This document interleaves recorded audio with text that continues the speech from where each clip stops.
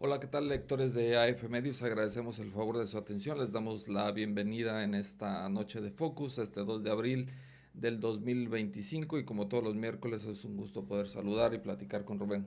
¿Qué Eso, tal, Rubén? ¿Cómo estás? muy bien, eso, muchas gracias, gracias. Hay temas muy relevantes que se suscitaron esta semana y precisamente ayer uno que nos llama mucho la atención, que nos parece muy delicado y cierra prácticamente, yo creo que con esto ya están dando el último cerrojazo de la transparencia en el país. Están cerrando prácticamente todas las posibilidades de que se rindan cuentas en este país. Ayer el Congreso de la Unión, Morena, MC y aliados, pues aplican una reforma en la que prácticamente, a grosso modo, están exentando de rendir cuentas de obras públicas a la Sedena y a paraestatales como Pemex y CFE. Sí, vaya, es un anuncio muy sorpresivo. Vaya, se había esperado algo así, pero un poco más elegante, ¿no? Con la desaparición del Instituto Nacional de Sí. Transparencia, se pensaba que se iba a volver al viejo modelo en el que el gobierno centralizado, el gobierno federal, bueno, yo no sé por qué se le llama en los últimos años el gobierno federal, es un gobierno muy central, muy centralizado, Claro. y este gobierno iba a regresar al viejo modelo que ya había surgido en el país, de que la información sobre los actos financieros, contrataciones, etcétera, del sector público, pues iban a estar a cargo del mismo gobierno, sin una Sí. instancia que moderara y que solicitara esta Imparcial información, y todo. exacto, que era el camino que había seguido el Instituto Nacional de Transparencia, ¿no? ¿Cómo se llama? INAI, INAI, Instituto Nacional de acceso a la de información. Acceso a la Información, y que es propiamente un instituto de transparencia como ocurre en otras partes del mundo. Bueno, y ahora tenemos, ya se, como tú dices, ya se había dado todo un procedimiento para eliminar estos controles de transparencia autónomos, y ahora aparece este anuncio de que la Secretaría de la Defensa Nacional y las paraestatales más importantes, que son Comisión Federal de Electricidad y Pemex, van a estar exentos de cumplir con las reglas de transparencia en el tema más delicado posible, que es la contratación de obra pública. Que es donde se mueve el Pues dinero, es donde se hace el donde... dinero, claro. Es donde han ocurrido algunos de los grandes procesos de corrupción en el país, en todos los ámbitos, no solamente a nivel gobierno federal, sino estatal y municipal. Hay muchas, a pesar de que la transparencia existía, la transparencia había quedado también rebasada en algunos aspectos, porque yo una vez leí una tesis por ahí que decía que se puede ser muy transparente y a la vez ser muy corrupto. Y eso es cierto. Sí, pero se había avanzado, Pero ¿no? se estaba avanzando. En términos legales y constitucionales se había avanzado en beneficio de la población, ¿no? Así es, se estaba consolidando un sistema que en lugar de desaparecerlo había que fortalecerlo y eliminar sus vicios internos para acceder a un mayor perfeccionamiento institucional. Y sin embargo, bueno, ahora ya no está ese instituto, ya no va a estar, pero a la vez se exenta de la información a, pues a la Sedena, que es la que está haciendo las grandes obras del país en este momento. Sí, prácticamente ha concentrado las obras Esta, monumentales de la 4T, ¿no? Eh, Comenzando por el Tren el Maya, Tren Maya, vaya, muchos. el AIFA. El corredor ferroviario que está en el Istmo, eh, vaya, El transísmico, ¿no? el transísmico, eh, me recuerdo de una forma muy simpática que hubo un periodista que pensaba que se llamaba transísmico Por los sismos, por los sismos, ¿no? ¿no? Sí, sí, caray. Pero bueno, no, no, es por el istmo de Tehuantepec. Eh, y, y esto es, creo que es una regresión terrorífica. No debe haber ninguna instancia del gobierno federal, ni de los gobiernos estatales ni municipales, que esté exenta de rendir cuentas por sus obras públicas mediante mecanismos de transparencia. No debe existir, porque eso implica que se abre un hueco para la corrupción más grande del que había antes, Del que ya del conocemos, que del ya que conocemos. tenemos bastante Sí, sí, experiencia los mexicanos, ¿no? sí, y esto es un error Creo que esto va a costar mucho en términos históricos a los partidos que lo aprobaron y que lo promovieron. Creo que esto es una regresión terrible en términos institucionales y esto abre el camino pues a eventos de corrupción eh, y de pérdida de control que creo que ya no merecemos en este año en el que estamos, en este momento en la evolución política de México. Alguien dirá, bueno, no porque las obras estén sin ser fiscalizadas mediante un mecanismo de transparencia, por fuerza tendrá que haber corrupción, estoy de acuerdo. Quizás no la haya, pero el hecho de que no haya esa voluntad atribuible a la institución para poder exponer de forma pública y de forma transparente sus mecanismos, ya da mucho en qué pensar, ¿no? Sí, cuando menos en el pasado, que también había casos de corrupción, últimamente, en el último periodo antes de la 4T, pues con Peña Nieto surgieron varios temas, Sí, claro. Odebrecht Muchos. y otros, ¿no? Con la 4T también surgieron temas de corrupción, sobre todo en las obras Y Segalmex, que fue Segalmex, terrible. que todavía tuvo más alcance Segalmex Sí. que las últimas del antiguo régimen, pero los vínculos que tanto se probaron, se señalaron del presidente Andrés Manuel López Obrador, de sus hijos, con los ejecutores de las obras, por ejemplo, del Tren Maya.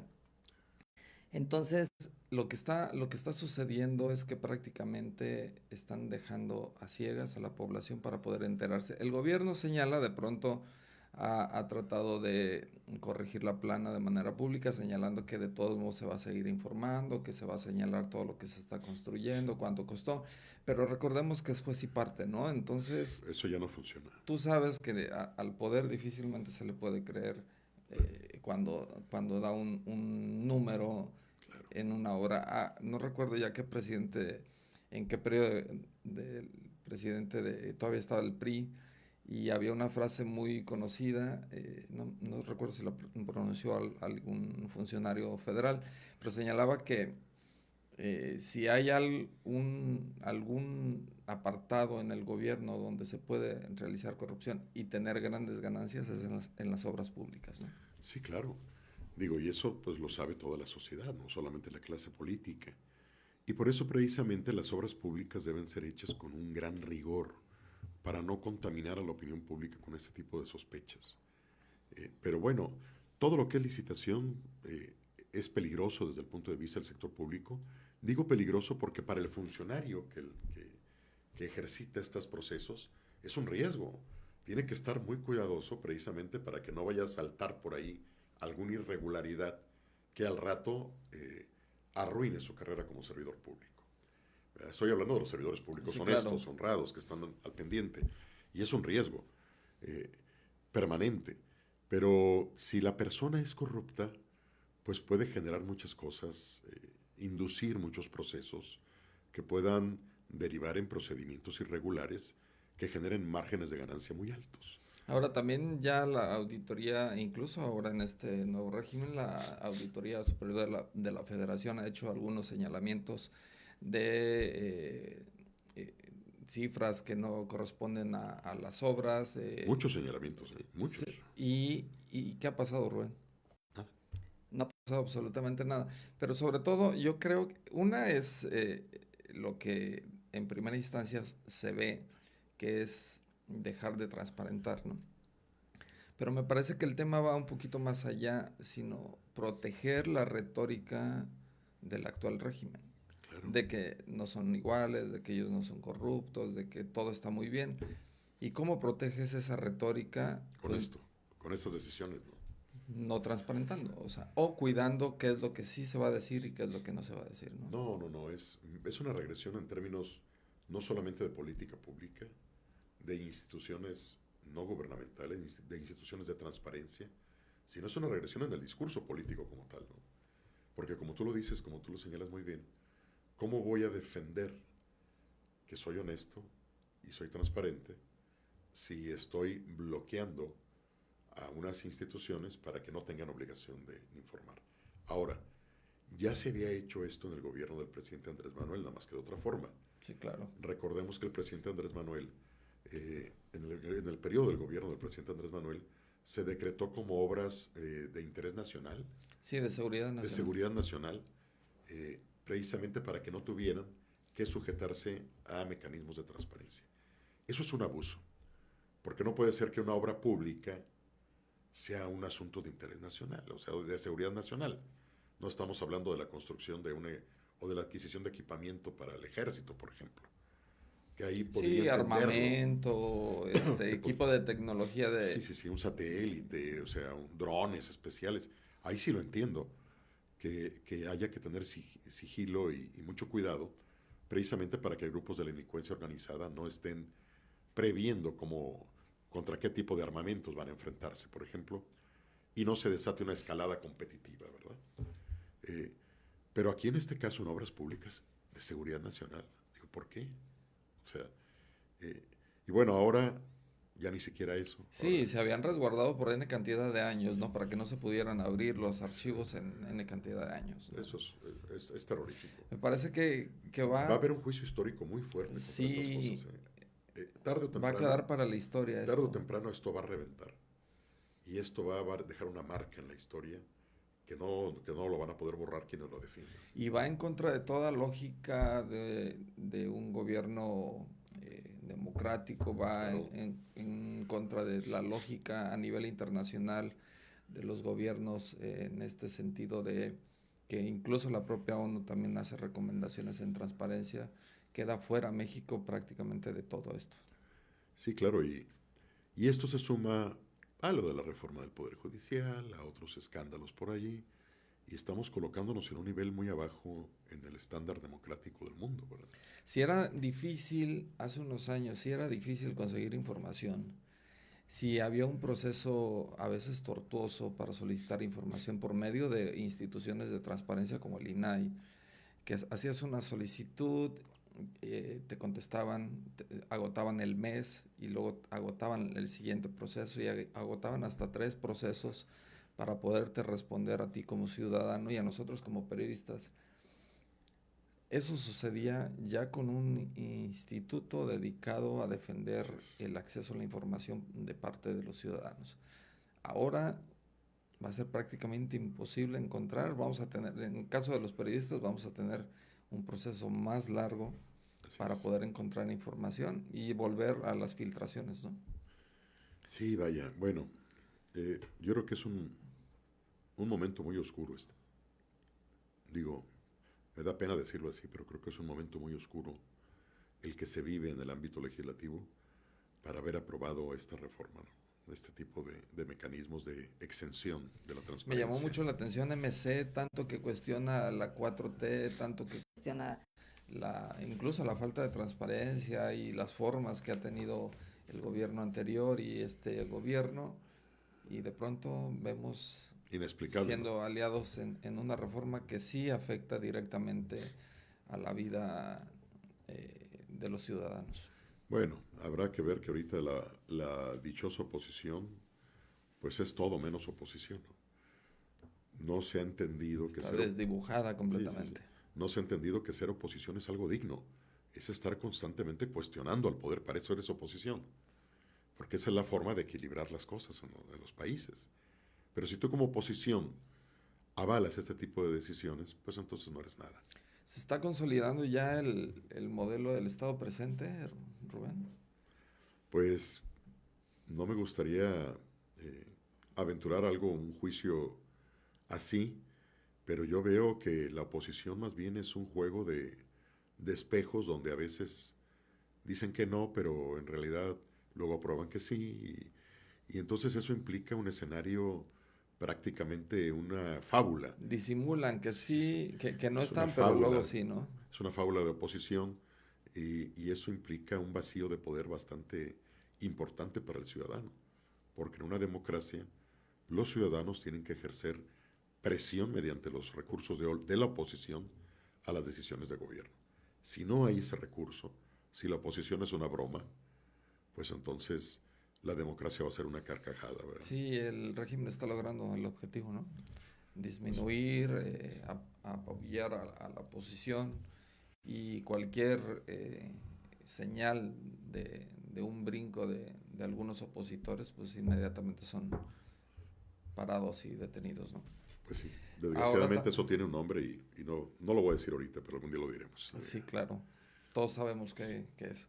Oye, Rubén, y también lo que está haciendo público la Secretaría de Hacienda son datos oficiales, no son datos de ninguna investigación periodística, ni de filtraciones, ni nada, es un dato oficial de la Secretaría de Hacienda, una proyección que hace para el 2026 es que podríamos llegar a 19.9 billones de pesos en deuda.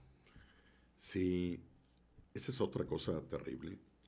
Y bueno, es muy importante resaltar que es información oficial de la Secretaría de Hacienda. No lo publicó un instituto por ahí de malvados prianistas o alguna cosa así que estuvieran ahí generando alguna información. Neoliberales, Neoliberales o que estuvieran haciendo una información para desprestigiar a la administración actual. Pero esto salta a la vista por algo muy significativo, Esaú. Eh, Cuando inició el gobierno del presidente Andrés Manuel López Obrador, había un promedio de 10.4 billones de deuda. Estamos hablando de la deuda histórica, ¿eh? Sí, histórica, que tenía arrastrándose. Estamos hablando de 10.000 millones, ¿verdad? O sea, en N cantidad de sexenios. Exacto. El presidente Andrés Manuel dijo en todos los tonos posibles durante su administración que México no se iba a endeudar con él. Y que no se había endeudado. Y al final concluyó que no se había endeudado. Pero con las cifras oficiales tenemos que subió casi 8 billones la deuda histórica, es decir, de 10 billones, o sea, 10.000 millones, pasamos a 18.000 millones, es decir, 18 billones, solamente en 6 años, en los 6 años del gobierno del presidente Andrés Manuel. Es decir, sí hubo crecimiento de la deuda, pero además fue un crecimiento exponencialmente Sí, claro. terrible, ¿no? O sea, casi prácticamente la duplicó. La que recibió la duplicó. Claro. En 6 años nada más. La otra venía arrastrándose de décadas y aquí la duplicó prácticamente en 6 años. Y ahora la administración actual pues ha seguido con esta presión, esta inercia, ¿no? Esta inercia de endeudamiento, y ahora se prevé que vamos a llegar casi a 20 billones, o sea, son 19.958, digo, para 2026, ¿verdad? Vaya, estamos hablando de un crecimiento de 1.3 billones de pesos, nada más en lo que va a llevar la administración actual. Impresionante. Sí, esto sin duda va a ser pues un reto para el gobierno. ¿Cómo nos digan que se maneje ese reto? Pues bueno, la presidenta incluso ya señaló en la mañanera, dijo no va a haber ningún problema, estamos teniendo buena recaudación, hemos subido un 19% la recaudación, sí, bueno. Y también le señalaba al periodista que le preguntó sobre el tema, que era muy pesimista. Bueno, si somos serios, los números no obedecen a sentimientos, ¿no? Ni a interpretaciones sentimentales. Los números son fríos y es una proyección de la Secretaría de Hacienda. Sí, sin duda el nivel de deuda va a seguir creciendo porque los programas sociales también se incrementaron y abarcaron otras áreas y también se están anunciando obras monumentales, ferrocarril para pasajeros, algunas otras obras importantes. Yo no sé de dónde va a salir ese dinero. Que yo no estoy peleado con que el gobierno haga obras y que tenga programas sociales, me parece que son loables los programas sociales y que si pueden beneficiar al mayor número de población está bien, pero hay que realizar obras y programas de acuerdo a las finanzas que tiene el propio país, ¿no? Aquí me parece que están siguiendo con la lógica o la tónica y también el gobierno de Claudia no podía disminuir los programas sociales porque, bueno, y se le iba a venir sí, claro, N cantidad de mexicanos encima, ¿no? Entiendo esa parte que no la podía disminuir, pero me parece que tampoco están actuando de manera responsable en términos financieros. Racional, ¿no? Racional. La racionalidad financiera. Sí, además esto habrá que recordar que hay proyecciones, hay ciertos indicios en la economía que pueden indicar que podemos enfrentar una recesión. Ya ni siquiera Sí, la estancamiento. OCDE ya lo señaló, ¿no? Sí, ya ni siquiera estancamiento, recesión. Y eso indica que México podría enfrentar duras dificultades financieras a final de año. Si a esto se añade una deuda histórica, Ya hubo una inflación considerable en el primer bimestre así es, del año, ¿no? y a esto se añade una deuda tan terrible que va a traer miles, vaya, una cantidad extraordinaria de recursos solamente para el pago de intereses. Y a eso se añade la circunstancia comercial que tenemos con Estados Unidos. Parece la receta perfecta para un desastre, ¿verdad? Sí, Financiero. varios analistas y especialistas en economía señalan que de seguir esta tónica, la deuda puede ser incontrolable, o sea, Claro, no se puede controlar, ya. claro. No es Y manejable, pues. y fíjate qué curioso cómo se están repitiendo las épocas. México enfrentó escenarios de una deuda prácticamente inmanejable en algún momento.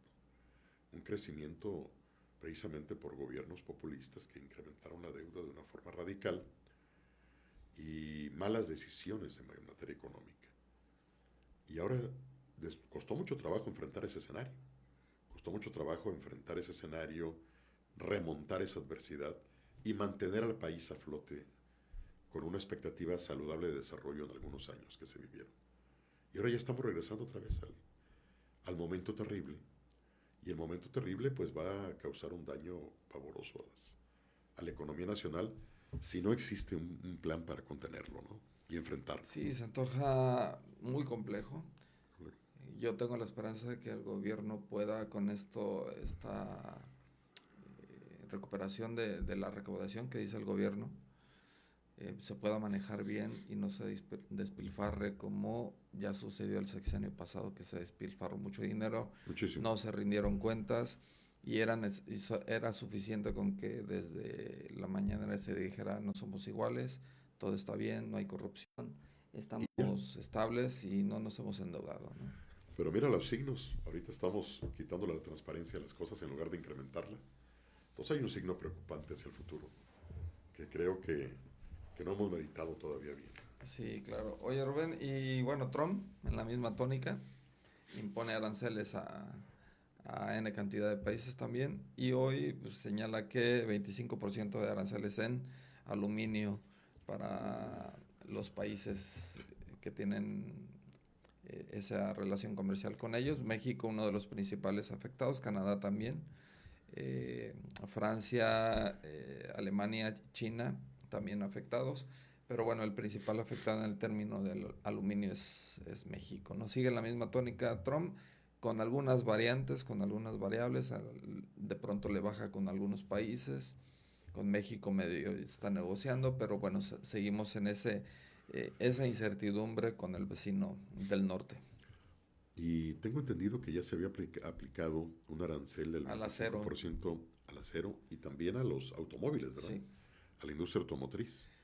Lo cual, todos estos pequeños golpes, digo, se ven pequeños en un espacio noticioso, 25% para aluminio, 25% automóviles, 25% acero, pero son golpes devastadores para la economía nacional. Claro.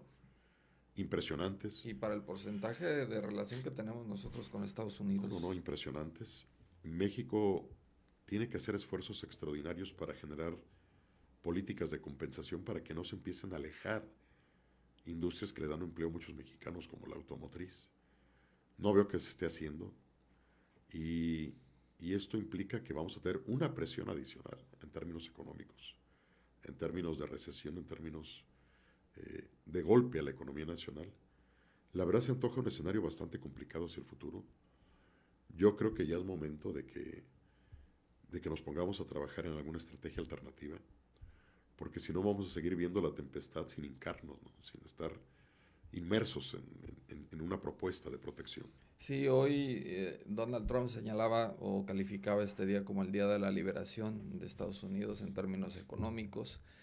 El gobierno de Estados Unidos señalaba que ante la falta de reciprocidad de algunos países para mantener esta buena relación comercial, incluso Donald Trump señala que, bueno, hay muchos países que están viendo beneficiados de ellos, a costa de ellos, cuando, bueno, todos sabemos cómo opera la economía de Estados Unidos. que ellos son los principales beneficiados siempre en una negociación. Me llamó la atención que dijera esto Donald Trump, lo entiendo, es su discurso, es la retórica que tiene que defender Claro. en este momento, pero a la par, bueno, China ya tomó decisiones y algunas relaciones comerciales que tiene con Estados Unidos ya anunció que las va a dirigir a Sudamérica, no recuerdo si Perú o Ecuador, pero ya está moviendo la maquinaria China y para que China tome una decisión de esas, Claro. si China le cierra también la llave a Estados Unidos, sobre todo en la manufactura, va a ser complicado para el gobierno de Estados Unidos. Sí, claro, estamos viviendo escenarios, me gustaría decir escenarios interesantes en materia económica comercial en el mundo por todo lo que implicará analizarlos, estudiarlos. Por desgracia, estamos hablando de datos que impactan a los seres humanos, ¿verdad? Un escenario de crisis económica norteamericana nos impacta a México.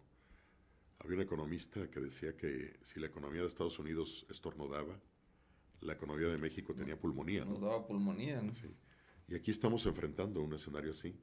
Entonces tenemos la presión directa de aranceles, que pueden ser la base para una situación crítica en el desarrollo nacional y que pueden impactar de forma terrible aspectos del desarrollo social mismo del país. Y aparte estamos siendo testigos de una guerra internacional económica en la que Estados Unidos puede recibir algunos golpes interesantes desde el punto de vista académico, pero devastadores para nosotros también. Sí. O sea, digo, si le va bien a la economía norteamericana, normalmente le iba bien a la economía mexicana, que es lo que experimentamos en los últimos años con un TLC que le dio muchas ventajas a México. Sí, también la Cámara de Representantes en Estados Unidos ya le está solicitando al presidente que urja una revisión del TEMEC y señalan revisarlo para tener mejores condiciones para Estados Unidos. Esto también va a meter Otra presión adicional. Exactamente. Es otra presión adicional. Digo, la verdad es que el tratado le funcionó muy bien a México. A raíz de estas críticas que hemos estado viendo desde que fue el primer periodo presidencial de Donald Trump, que enfiló críticas hacia el tratado comercial, yo dije, vaya, quiere decir que los mexicanos no lo hicimos mal. Claro. Pero ahora creo que ese mecanismo está devastándose, está desgajándose, está volviéndose. O sea, me figura como aquella película de los Avengers, se está volviendo boronitas, ¿no? Y se está perdiendo en el espacio. Y es curioso que mientras en Oriente, Thanos. con Thanos, sí, se está volviendo algo, nada, con el tronido de dedos de Thanos. Y es muy curioso que en el Oriente, China, Japón, están intentando alianzas comerciales novedosas, a pesar de que son países que han sido enemigos. Y mientras están construyendo otras alianzas comerciales en el mundo, aquí estamos destruyendo la que nos dio durante mucho tiempo mucha fuerza en el ámbito norteamericano. Y esto, insisto, el mayor perjudicado va a ser México. Sí, claro. Pues vamos a ver qué sucede la próxima semana. Seguramente habrá más temas y este va a dar mucho de qué hablar. Yo quisiera que no hubiera temas, pero bueno, quisiera que viniéramos a platicar de cosas más alegres. Claro. Pero igual, bueno, así es la noticia. Pues. Sí, te agradezco mucho, Rubén. Muchas gracias, gracias. Agradecemos mucho el favor de su atención, que nos haya acompañado por espacio de 30 minutos en esta noche de Focus. Nos vemos el próximo miércoles.